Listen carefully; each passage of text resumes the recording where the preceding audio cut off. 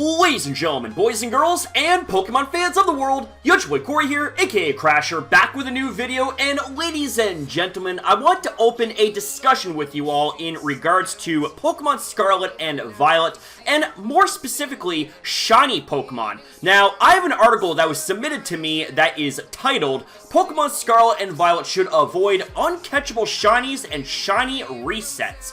Pokemon Scarlet and Violet's approach to Shiny Pokemon should change in order to avoid both uncatchable Shinies and Shiny resetters. This right here is really interesting, so let's go a little bit deeper into this. Although so little is known about what Pokemon Scarlet and Violet will entail, what's quite certain is that Generation 9 will feature lots of Shiny Pokemon. This feature has been one of the series' most beloved additions for many years, as it offers players the opportunity to find and try to catch incredibly rare critters. Even if some Shiny color palettes are quite similar to the original, with one of the most renowned examples being Regice, Shinies often drastically change the colors of their species in awesome ways, and Pokemon Scarlet and Violet should do the same. A Teddiursa could spawn with a bright green fur instead of its species' commonly brown appearance, for example, and this peculiar characteristic does make many Shiny Pokemon very sought after by collectors and fans.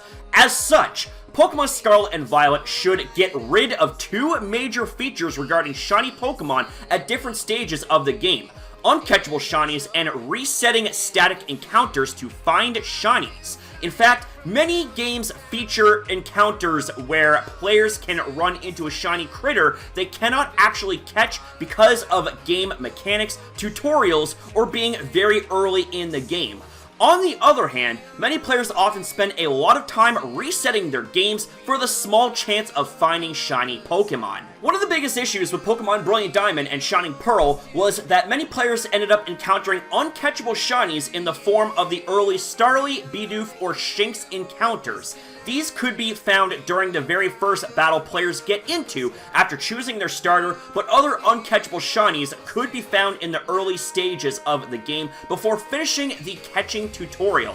This has been a thing for a long time, and in some Pokemon games, players can even run into a shiny critter while the catching tutorial is happening, thus making that poor Pokemon lost forever. Shinies are one of the most valuable things to have in any Pokemon game, and they shouldn't be automatically lost. This can even often happen in Safari zones throughout the series, with shiny Pokemon appearing in battle in a scenario where players don't have the option of using their own Pokemon or items and instead have to rely on the randomness of throwing food or Pokeballs. Pokemon Scarlet and Violet should make it so it's impossible to run into shiny critters that players cannot catch. Similarly, resetting the game for a shiny to appear has lots of downsides, and it limits the experience by having thousands of players trying to catch a given shiny critter this way, which again, Pokemon Brilliant Diamond and Shining Pearl further showed. In the Gen 4 remakes, many players ended up starting their actual journey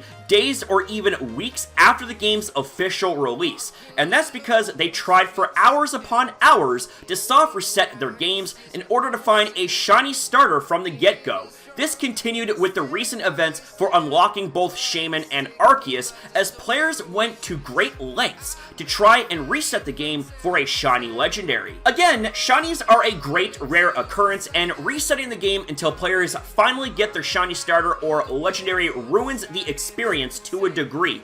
It can also easily lead to burnout after achieving this one goal. Pokemon Scarlet and Violet's Shinies should be completely random encounters, but Gen 9 games should guarantee that players can always have a chance to catch those shiny critters too.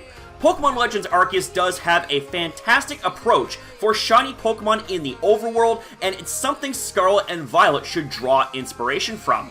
Pokemon Scarlet and Violet are scheduled to release in late 2022 for Nintendo Switch. Okay, so it's rather interesting thinking about this now that we have gone through this article. I definitely can understand where the article is coming from, as from experience, shiny hunting can be very tedious and burn you out, as it takes away hours upon hours from what you could be doing in the game, especially if it revolves around getting a Pokemon in order to advance in the story of the game. So here's my solution. Have static and or story encounter Pokemon such as starters, legendaries, etc. shiny locked, but have the option in the latter part of the game if you want to forgo that specific Pokemon for a chance to spawn another Pokemon that could be found shiny. This way, this here eases away from the stress of early game shiny hunting and being stuck at one point of the game for a long time, but it still gives you the option of shiny hunting for that Pokemon later on when you're in a better spot.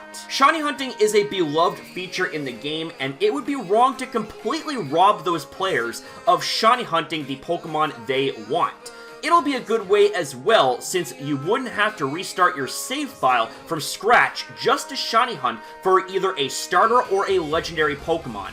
Pokemon Legends Arceus had the right idea with having the starters being shiny locked, but you had the chance to shiny hunt for them much later on in the game. This approach as well would be beneficial, especially to those that just want the Dex entry without the fear of missing out on shiny hunting that Pokemon later on, as well as the new players that might not know about shiny hunting and unknowingly catch those specific Pokemon.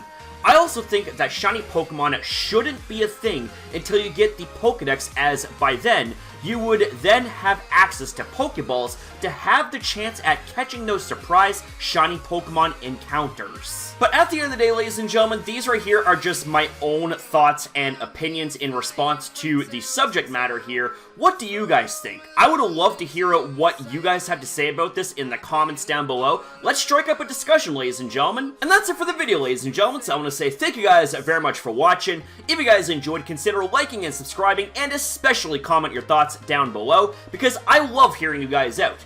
Always have, that will never ever change, so thank you guys again for watching. Have yourself a fantastic day or night depending on your time zone, and I'll see you guys in the next one.